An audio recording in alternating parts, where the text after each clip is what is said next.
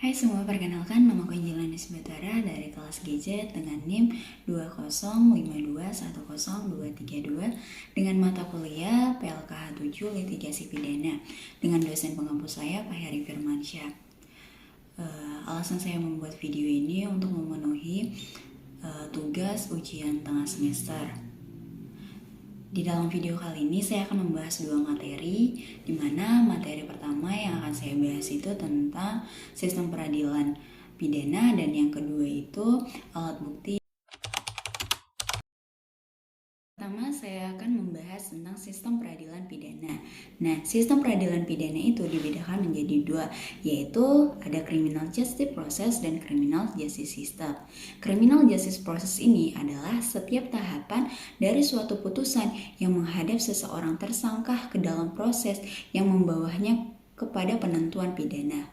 Sedangkan criminal justice system ini adalah interaksi atau interkoneksi antara keputusan dari suatu instansi yang terlibat dalam proses peradilan pidana. Marjono sendiri membagi sistem peradilan pidana ini menjadi 4. Yang pertama itu ada kepolisian, yang kedua itu ada kejaksaan, dan yang ketiga itu ada pengadilan, dan yang keempat itu ada masyarakat terpidana.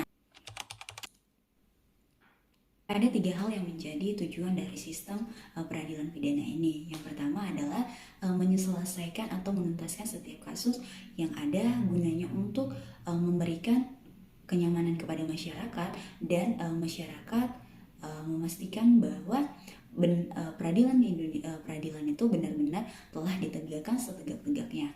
Kemudian ada mencegah agar masyarakat tidak menjadi korban daripada si pelaku.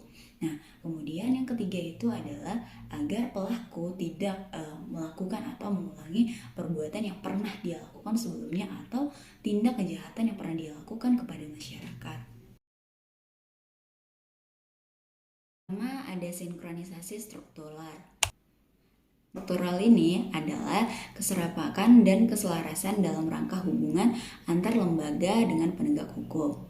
Terus yang kedua itu ada namanya sinkronisasi substansi. Nah, sinkronisasi substansi ini adalah keserapahan dan keselarasan yang bersifat vertikal dan horizontal dalam kaitannya dengan hukum positif. Terus yang ketiga itu ada sinkronisasi kultural. Nah, sinkronisasi kultural ini adalah keserampangannya dan keselarasannya dalam menghayati pandangan-pandangan atau sikap-sikap dan filsafat yang secara menyeluruh mendasari jalannya sistem peradilan pidana. Terdapat 5 nilai-nilai yang melandasi sistem peradilan pidana. Yang pertama itu ada namanya tindakan represif. Nah, tindakan represif ini merupakan yang paling penting dari keempat nilai-nilai lainnya. Namun bukan berarti si 4 nilai-nilai yang lain nggak penting. Nah, yang kemudian ada yang namanya perhatian utama harus ditujukan secara efisiensi, di mana di dalam hal ini harus bisa melindungi hak-hak korban, hak-hak tersangka dalam proses peradilannya. Dan yang ketiga ini yaitu proses kriminal penegakan hukum, di mana di dalam proses ini prosesnya harus cepat, tuntas, dan benar-benar selesai. Nah, terus yang keempat ini ada namanya asas praduga, di mana asas praduga ini akan menyebabkan sistem ini dilakukannya secara efisien. Terus yang kelima ada yang namanya proses penegakan hukum yang harus menitik beratkan kepada kualitas pada temuan-temuan fakta. Nah, pada kualitas penemuan fakta-fakta inilah yang akan menentukan apakah akan terjadinya pembebasan seseorang tersangka dari penuntutannya atau kesediaan tersangka menyatakan bahwa dirinya telah bersalah. Membahas tentang alat bukti, kita harus mencari tahu apa sih yang dimaksud dengan ilmu hukum acara pidana.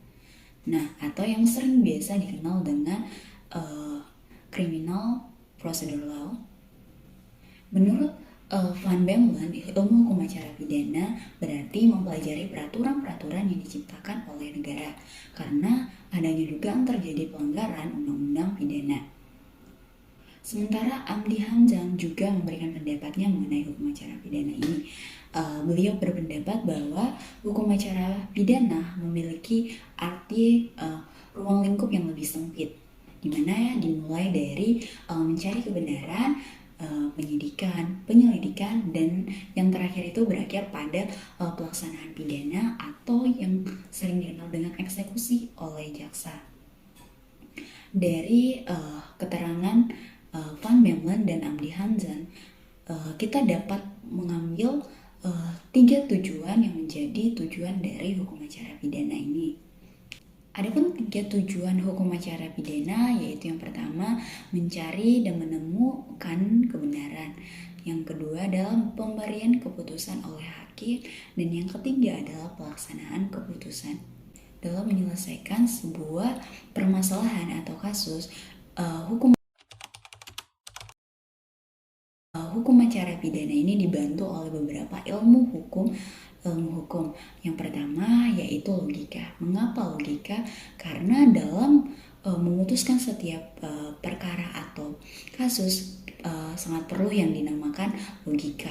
Terus yang kedua ada psikologi. Kenapa ilmu psikologi penting? Karena untuk mengetahui kejiwaan baik si korban maupun tersangka. Terus yang ketiga ada kriminalistik. Ilmu kriminalistik ini merupakan sarana ilmu yang secara praktis dan teknis fungsinya itu untuk membantu dan membantu dalam tugas-tugas penyidik dan penuntutan dalam penyajian mengenai kelengkapan data. Yang keempat itu ada psikiater. Dan yang kelima ada ilmu kriminologi atau yang sering kita kenal dengan ilmu tentang kejahatan. KUHP juga memiliki 5 tujuan, yaitu sebagai berikut. Yang pertama itu adalah memberikan perlindungan atas harkat dan martabat manusia, baik tersangka ataupun terdakwa. Nah, yang kedua itu yaitu perlindungan atas kepentingan hukum dan pemerintah.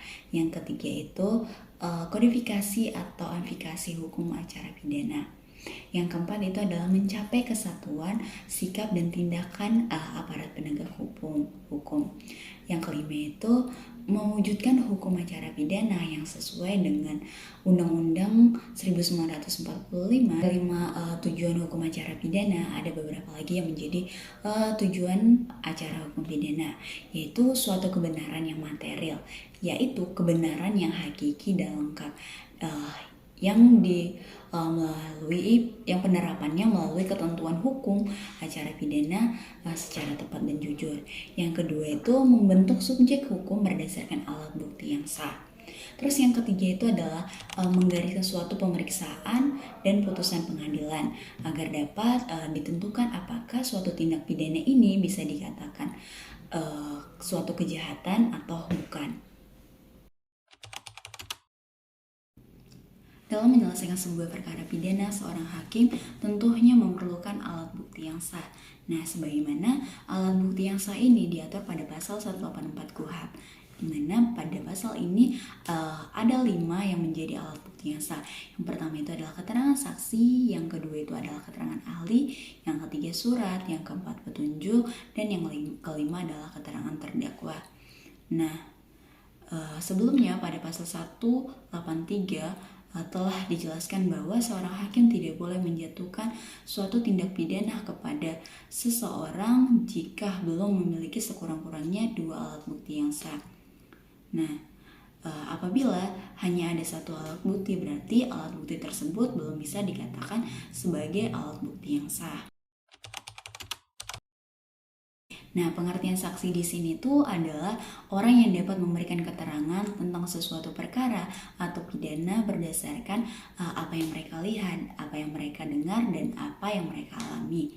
Nah, dalam menjadi seorang saksi ada 3 hal yang tidak diperbolehkan untuk menjadi seorang saksi. Yang pertama, adanya hubungan antar keluarga. Yang kedua, itu adanya hubungan antar pekerjaan atau jabatan yang ada hal-hal yang perlu dirahasiakan. Dan yang ketiga itu untuk menjadi seorang saksi tidak boleh seorang anak yang di bawah umur ataupun orang yang mengalami hilang ingatan. Kemudian ada yang namanya keterangan ahli. Nah, keterangan ahli ini adalah keterangan yang diberikan seseorang ahli yang memiliki keahlian khusus tentang hal yang diperlukan di dalam sebuah perkara. Yang dimana dengan adanya keterangan ahli ini bisa memperjelas atau bisa memberikan terang dalam sebuah permasalahan tersebut. Alat bukti surat.